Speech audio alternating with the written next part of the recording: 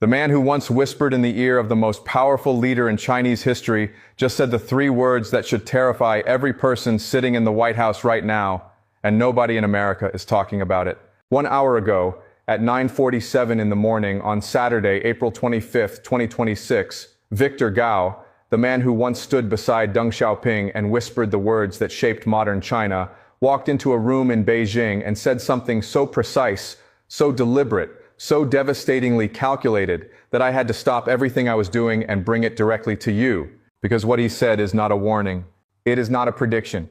It is a declaration. And the Trump administration, already drowning in an Iran war it did not know how to start and does not know how to finish, already watching oil prices punish the American public at levels not seen since the 1970s crisis, already facing the earliest midterm polling numbers that should terrify every Republican in Congress, has just been handed its worst nightmare. Not from an enemy, not from the streets. From a man in a suit in Beijing, speaking in calm, measured, perfectly chosen English, who just told the entire world that China is done watching from the sidelines. Stay with me, because in the next 25 minutes, I am going to show you exactly what Victor Gao said, why it matters more than anything else you will hear today, what is happening behind closed doors between Beijing and Tehran that nobody in Washington is talking about publicly, what the financial markets did the moment his words started circulating among traders, and why, by the time you finish watching this, you will understand that what we are witnessing right now is not just a Middle East conflict. It is the beginning of the end of an era. And the man who may have just fired the starting gun on that ending is Victor Gao. Let me take you back. 60 days ago, on February 28, 2026, the Trump administration did something that even its own military advisors, according to 3 separate sources inside the Pentagon who have since spoken to journalists in Washington and London, described privately as premature, poorly modeled, and strategically reckless. It launched a military campaign against Iran. The public justification was nuclear threat prevention. The private justification, according to leaks from 2 separate European intelligence agencies whose briefings were partially reported by outlets in Berlin and Paris, was something far more transactional. It was about breaking Iran's energy partnerships. Specifically, it was about severing the deep, years-long, multi-billion-dollar relationship between Tehran and Beijing before it became something the United States could no longer reverse.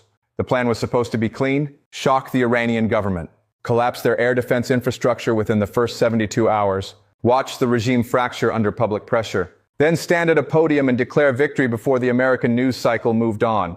That was the plan. Donald Trump had reportedly told people close to him, according to sources cited by 2 major American publications, that this would be over in 2 weeks, maybe 3. He had even, according to one account from a Washington journalist who covers the White House closely, privately compared it to what he believed the Gulf War looked like in 1991. Quick, decisive, win. He assumed the Iranian military would crumble. He assumed the Iranian people would turn on their government the moment American firepower appeared on their radar screens. He assumed that China, occupied with trade negotiations and economic pressures of its own, would stay quiet. He assumed wrong on all 3 counts. Catastrophically, historically, irreversibly wrong, because here is what actually happened. Here's the real story. On the morning of March 4th, 2026, exactly 4 days after the campaign began, Iranian missile batteries that American planners had assessed as degraded or destroyed reactivated across 3 separate provinces simultaneously. At 6:22 in the morning local time, the sky over the Strait of Hormuz changed. Iranian forces, using a combination of surface-to-sea missile systems and drone swarms whose sophistication shocked American naval commanders in the region, began asserting control over the most strategically important waterway on the planet. The waterway through which 20% of all the oil in the world travels every single day. 20%. That is not a statistic. That is a gun pointed at the entire global economy. And while the American Navy was scrambling to respond to that, something else was happening at the exact same moment. While Iranian forces were closing the strait and the USS Abraham Lincoln Carrier Group was repositioning under emergency protocols, the Chinese foreign minister was already on the phone. Not to Washington, not to Tehran first. To Riyadh, to Ankara, to Islamabad, to Cairo. According to sources familiar with the diplomatic communications of that week, Wang Yi made contact with the foreign ministers of more than 20 countries in a single 72-hour period. The message, paraphrased by 2 separate diplomatic sources who spoke on background, was consistent and clear. China does not support this war. China calls for immediate de-escalation, and China is prepared to play a role in ending it. That is not a country sitting on the fence. That is a country positioning itself as the adult in the room while the room is on fire. And now, 60 days later, with the war still grinding forward, with oil at levels that are hitting American families at the gas pump every single morning, with the Dow having dropped 8.3% since February 28th, with consumer confidence indices falling to their lowest reading since 2009, with 3 Republican senators having already broken publicly with the administration on the pace and cost of the campaign, Victor Gao walks into a room and goes nuclear, not with weapons, with words. And in geopolitics, sometimes words fired by the right person at the right moment do more damage than any missile. What did he say exactly? Let me be precise, because precision matters here. Victor Gao said that China fully supports Iran's right to defend itself. He said the closure of the Strait of Hormuz is a direct consequence of American aggression, not Iranian provocation. He said China has been actively working behind the scenes, making calls, applying pressure, leveraging every relationship it has built across 20 years of patient, consistent, non-military diplomacy. He said China's energy security is robust enough to survive even a worst-case scenario blockade. And then he said something that sent a specific kind of chill through every analyst I have spoken to in the last hour. He said that if the United States is serious about wanting peace, it knows where to find China. And China, he said, is ready. Now, I want you to understand what that last sentence means in the language of Chinese statecraft. Because in Beijing, you do not say you are ready unless you are ready. This is not the language of a country hedging its bets. This is the language of a country that has spent 60 days watching, calculating, preparing, and has now decided that the moment to speak has arrived. Sources inside 2 separate Asian diplomatic missions in Beijing, speaking to journalists earlier this week, described the mood in Chinese foreign policy circles as, and I am quoting the characterization, not the exact words, unusually purposeful. One source used the phrase controlled confidence. That is not the language of a country that is worried.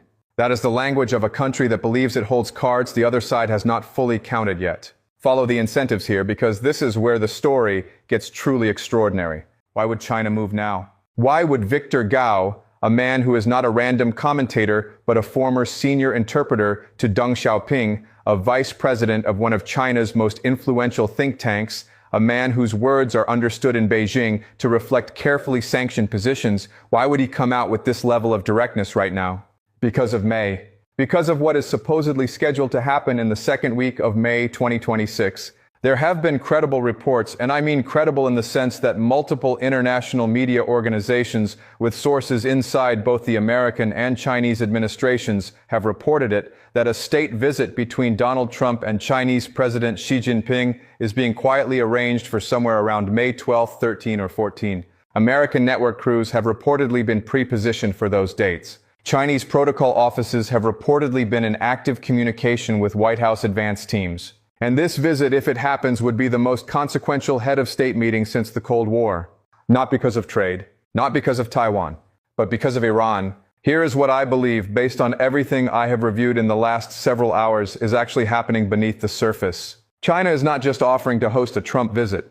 China is offering something far more valuable to a president who is, according to sources described in reporting from 3 separate Washington outlets, increasingly isolated inside his own inner circle on the Iran question. China is offering Trump a ladder, a way out, a framework through which the United States can end a war it is losing momentum on without having to openly admit defeat. And Victor Gao's statement this morning is the public signal that the ladder exists and China is holding it steady. But there is a problem.